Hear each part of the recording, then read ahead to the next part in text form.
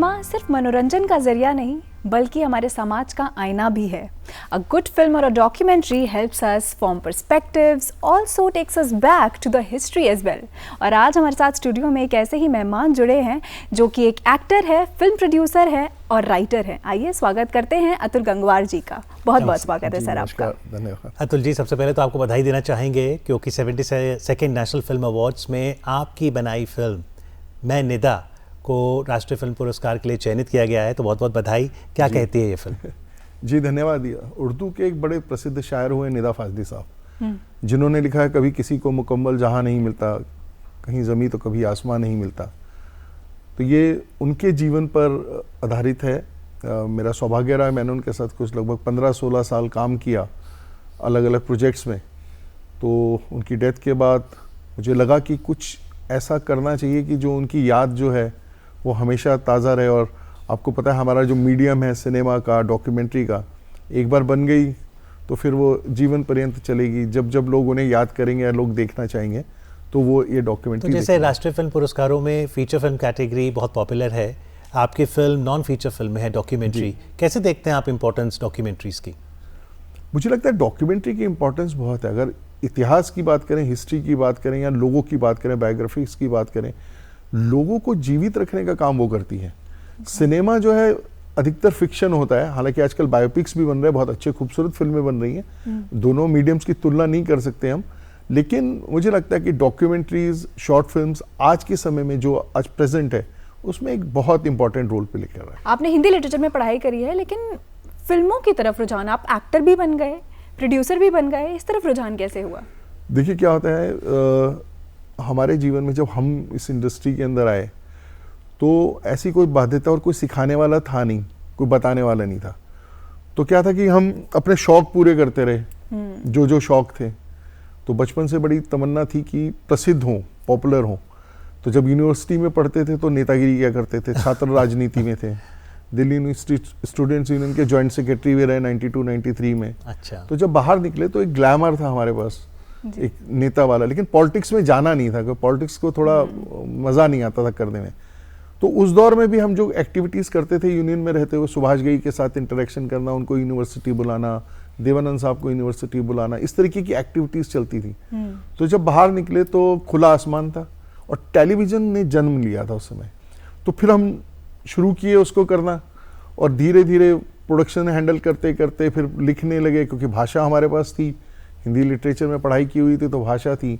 तो कहानियाँ, किस्से, स्क्रिप्ट्स लिखने लगे। अपॉर्चुनिटी मिलती रही, क्योंकि उस ज़माने में था जो मेहनत करता था वो आगे बढ़ता था।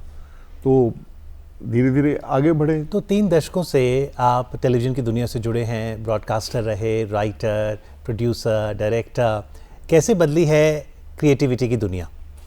बहुत बदल गई। मुझे याद है जब मैंने इस प्रोफेशन में कदम रखा था तो एक हाई बैंड, लो बैंड टेक्नोलॉजी हुआ करती थी, टेप्स पे काम करते थे हम लोग। फिर जब बड़े एडवांस हुए तो बीटा आया, फिर डिजी बीटा आया। तो टेक्नोलॉजी देखें तो हमने टेप से और आज डिजिटल चिप तक आने का सफ़र हमने तय किया है। तो अब बहुत चीज़ें बदल गई हैं, मतलब मीडियम बदला है, टेक्नोलॉजी बदली है और अपॉर्चुनिटीज़ बढ़ गई उसके चलते। राइट। लेकिन आजकल सर आर्टिफिशियल इंटेलिजेंस, एआई की बात हो रही है, तो ये किस प्रकार, क्या ये चैलेंज है या फिर एक अपॉर्चुनिटी की तरह ही है? अपॉर्चुनिटी के लिए मैं देखता हूँ, क्योंकि हमें हमेशा लगता रहा जब एक कोई नई टेक्नोलॉजी आती थी तो लोग कहते थे यार अब पुरानी वाली नहीं रही। हाँ, ये चैलेंज हमारे लिए तो है, हमें अपग्रेड करना पड़ेगा। जब हम टेप से डिजिटल हुए तो हमें अपग्रेड करना पड़ा।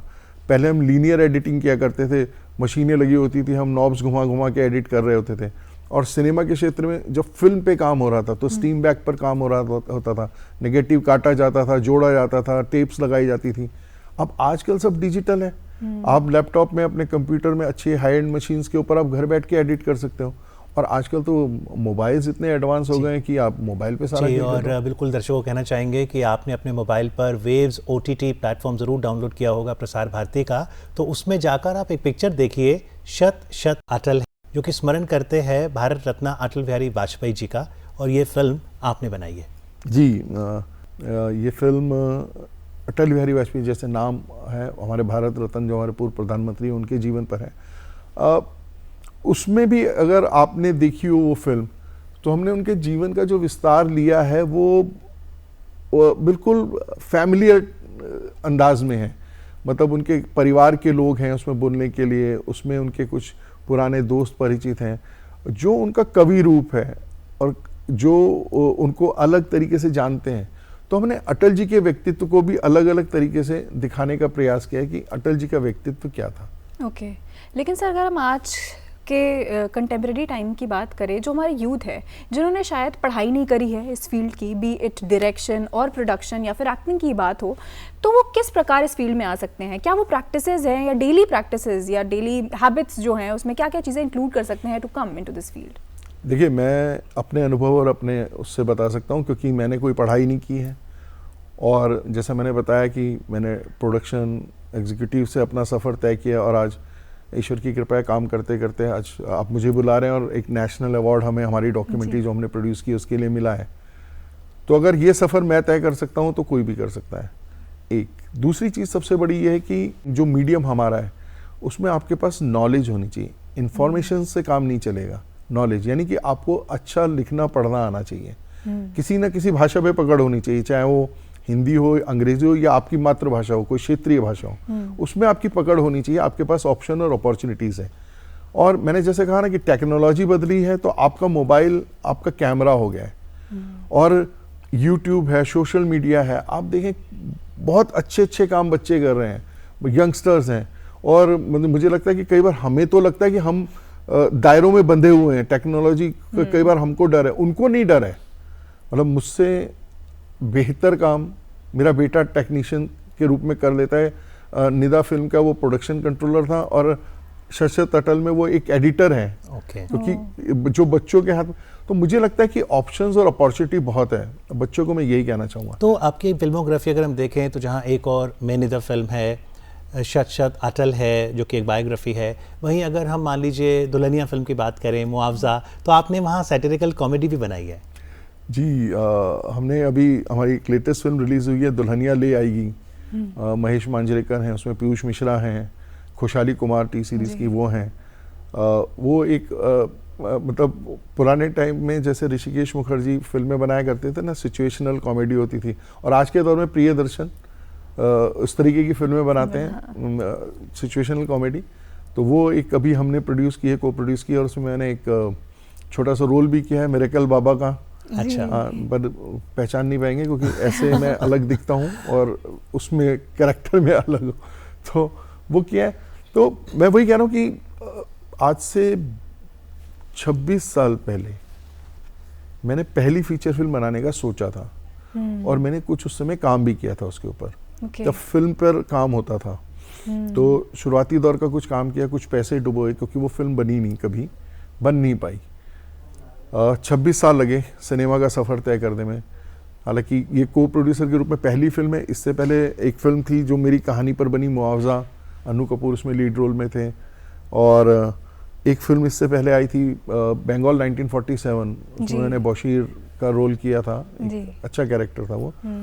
तो ये मेरा कहना ये है कि मेरे अपने अनुभव से हर आदमी कलाकार होता है, हर आदमी क्रिएटिव होता है, बस उसके अंदर सिर्फ एक चीज़ होनी चाहिए, अपने को एक्सप्रेस करने से उसको कभी नहीं झिझकना चाहिए। क्योंकि अगर वही चिंता करता रहेगा कि सामने वाला क्या सोचेगा, तो फिर हो गया काम। तो आप ये कह रहे हैं anybody who wants to become creative, first of all give away the fear of failure. Fear of failure तो मतलब उसको तो छोड़ना ही चाहिए। और असफलता में भी सफलता होती है ना। मतलब जब मैंने निदा साहब के साथ काम किया तो मुझे नहीं पता था ना 26 साल बाद मेरे को वो ऐसे पे करेंगे। उस समय वो प्रोजेक्ट 2-3 प्रोजेक्ट तो फाइनेंशियली फ्लॉप थे, लेकिन क्रिएटिवली वो बहुत अच्छे थे। वो मुझे आज तक पे करते हैं।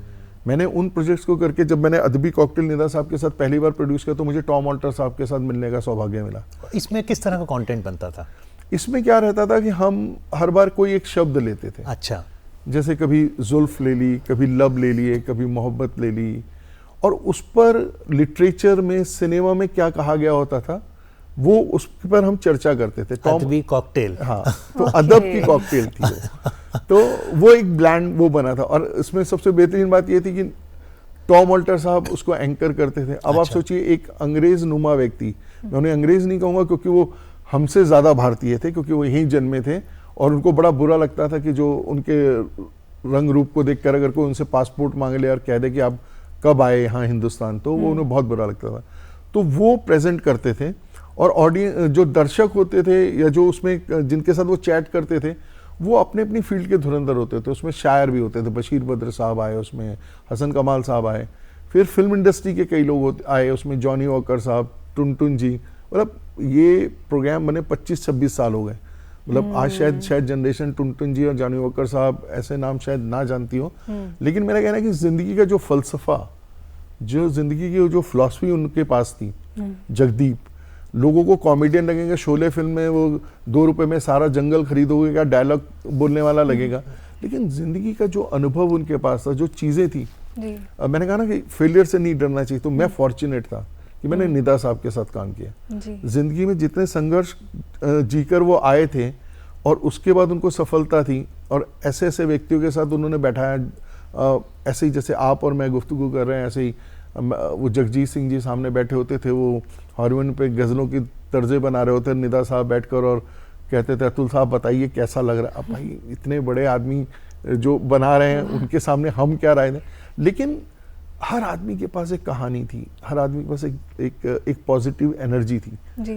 तो वो जो है, इसलिए मैं हमेशा कहूँगा, आज के यूथ को भी कहूँगा कि जो दिखता है कि भाई छोटी छोटी चीज़ों पे हार जाते हैं, सबसे पहले कम्युनिकेट करना सीखिए। मेरी यूथ से गुजारिश है, क्योंकि वो लैपटॉप और मोबाइल आप इस्तेमाल कीजिए, लेकिन उतना कीजिए जितना ज़रूरी है।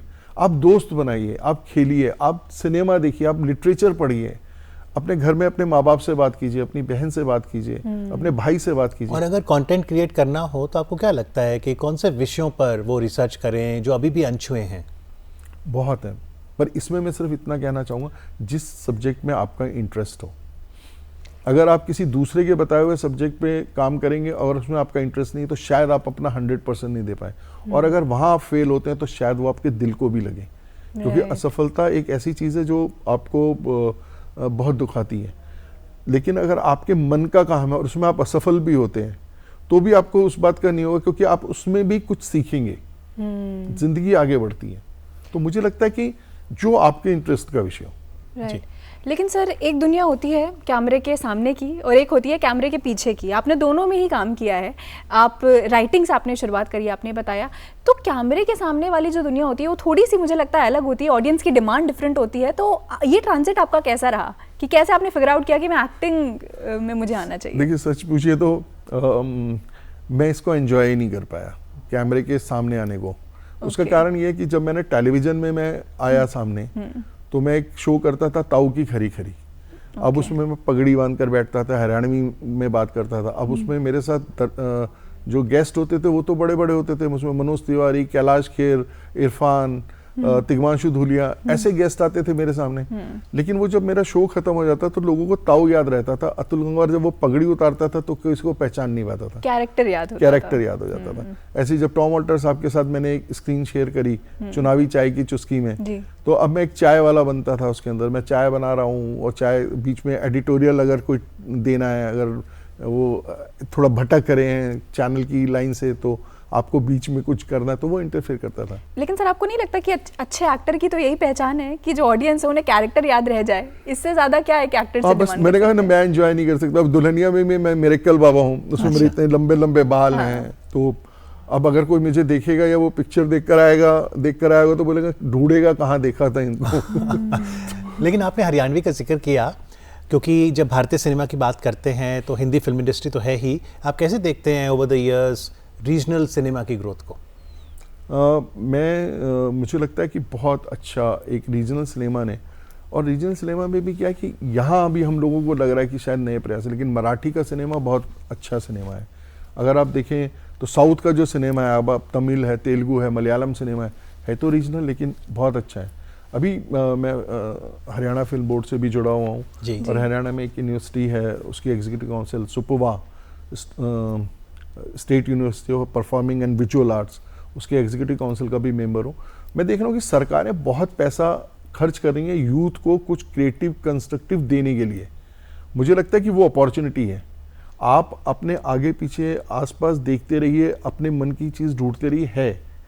तो रीजनल हरियाणवी फिल्में बहुत अच्छे से पिछले कुछ समय में काफ़ी अच्छी बन रही हैं और अच्छे मंचों पर भी हैं, क्योंकि मैं कई सारी ज्यूरीज का भी हिस्सा रहा हूँ, नेशनल अवार्ड की ज्यूरी का भी हिस्सा रहा हूँ, इफ़ी में भी रहा हूँ, मुंबई इंटरनेशनल फिल्म फेस्टिवल में भी रहा हूँ, बैंगलोर फिल्म फेस्टिवल में भी रहा हूँ। तो ये जब फिल्में आती है तो मुझे लगता है कि रीजनल जो फिल्में हैं, मराठी की फिल्में बहुत खूबसूरत आती हैं, शॉर्ट फिल्म्स हों, बड़ी फिल्में हों, बहुत खूबसूरत फिल्में आती हैं।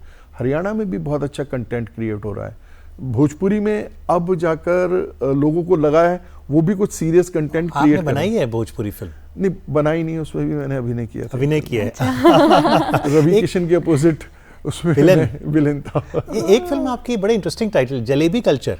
जलेबी कल्चर बन नहीं पाई कभी, वो लिखी थी मैंने। अच्छा। एक्चुअली इस में पहली फिल्म थी जो मैंने लिखी थी, वो मैं लिख और डायरेक्ट कर रहा था, वो बन नहीं पाई कभी। तो ऐसा क्यों होता है, कोई फिल्म नहीं बन पाती अगर उसकी कहानी लिखी गई है? ये क्या एक संघर्ष है, समय लगता है फिल्म लिखना बनाना? बहुत बड़ा संघर्ष है ये। मतलब आप ये सोचिए कि एक सृष्टि को जन्म देने के बराबर है। आप क्रिएटर हैं, आप क्योंकि खुद एंकर हैं, आप क्रिएटिव फील्ड से हैं, तो आप जब आप स्क्रिप्ट करते हैं तो किसी शो की रचना करते हैं तो उसमें आप डिसाइड करते हैं कि अच्छा सामने वाला व्यक्ति को हम कैसे कैसे बात करेंगे। ऐसे ये दुनिया रची जाती है। दुनिया अच्छी और बुरी रचने के बाद हो सकती है, ये बनी हुई हमारी जो दुनिया ये भी अच्छी और बुरी हो सकती है, लेकिन मुझे लगता है कि ये एक बहुत बड़ा काम है। और दूसरा क्या है कि ये इंडिविजुअल का नहीं है, क्योंकि इसमें फंड्स बहुत सारे इन्वॉल्व रहते हैं सिनेमा में, तो आपको बहुत सारे लोगों को जोड़कर चलना पड़ता है। तो कहीं ना कहीं होता है, किसी ईगो हर्ट हो जाती है, कुछ हो जाती है। जैसे मेरी पहली फिल्म, उसके डायरेक्टर ने प्रोड्यूसर को निकाल दिया था बाहर मेल डाल के। अभी क्या कर सकते हो, ये भी होता है। लेकिन अब आपकी नई फिल्म आ रही है, उसके लिए आपको बहुत बहुत शुभकामनाएं। और आज कार्यक्रम में आके अपने 3 दशकों की क्रिएटिव जर्नी हमारे साथ शेयर करने के लिए अतुल जी, आपका बहुत बहुत धन्यवाद। बहुत बहुत धन्यवाद आपका मुझे बुलाने के लिए। और मुझे लगता है कि जो आपने विषय और जिस ऑडियंस के लिए आप कर रहे हैं, मुझे लगता है कि शायद उनको कुछ मिले। बस मैं यही कहना चाहूँगा कि भाई जो करो अच्छे से करो, पॉजिटिव उसमें करो। असफलता कुछ नहीं होती, असफलता में से आ हटने में कोई वक्त जाता है, सफलता ही सफलता होती है। वाह। Atul ji, thank you very much. Thank you. धन्यवाद मुझे बुलाने के लिए।